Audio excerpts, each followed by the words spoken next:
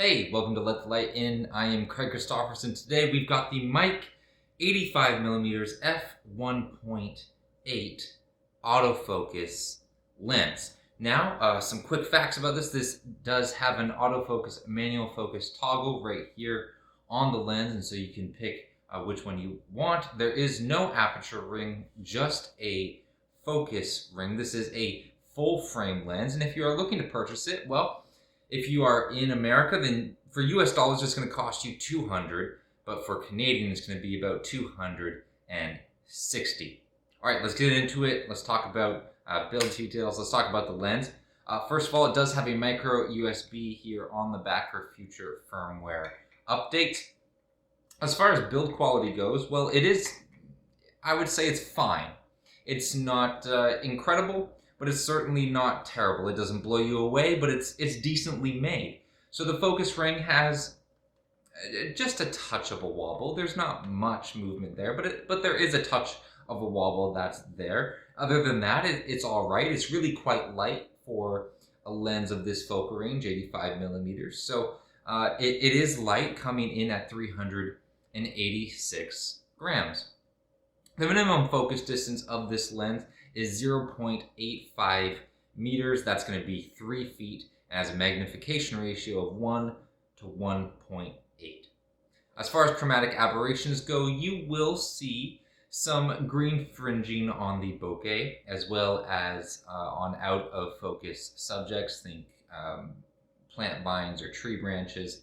So you are going to see some fringing there, but it's not terribly strong. It's within a decent kind of control area. Lens flares, they look just fine. Here it is, closed all the way down. You know, you got some nice beams there. Maybe not the star pattern you're looking for, but then wide open. It handles flares really, really nicely.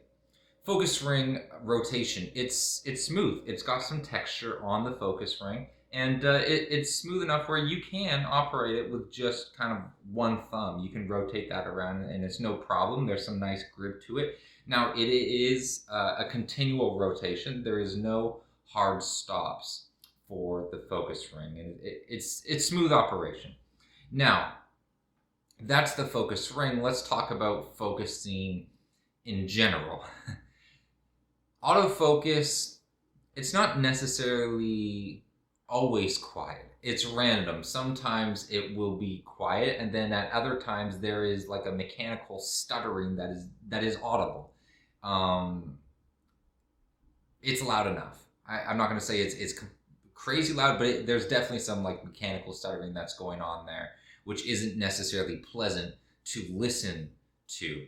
And so the kind of bane of this lens for me is the focusing system. This lens can create some beautiful images. It really can. I mean, we're talking about an 85mm lens that's $200 that can create some beautiful images to look at.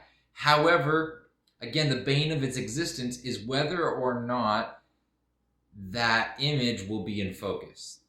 Now, I did talk to Dustin about this. This seems to be perhaps a local issue. It's going to depend on the camera body you have. It's basically, I'm on the A-Alpha 6600.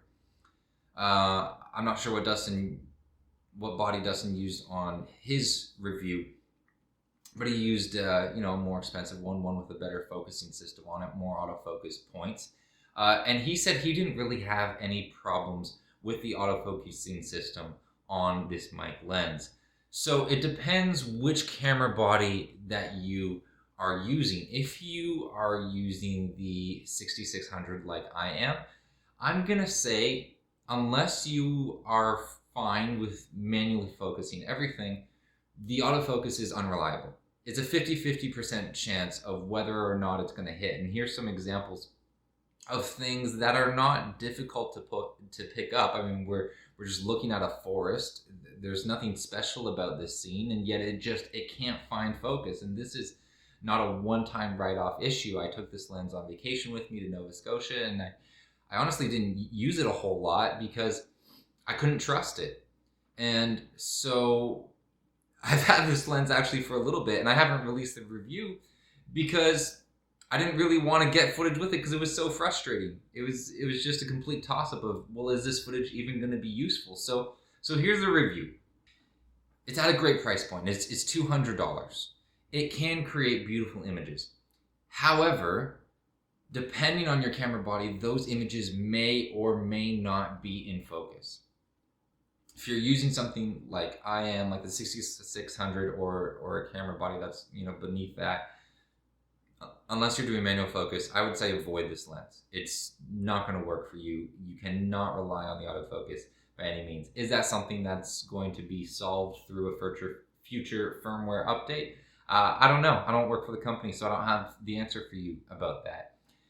However, if you are using, you know, a more upgraded body that has more autofocus points, that's got a better autofocus system in it, then maybe this lens will work fine for you. It worked fine for Dustin. He didn't have any complaints about it. I do. So it completely depends what you are working with. And so that's a decision I'm going to have to leave with you. I don't know what camera body you have.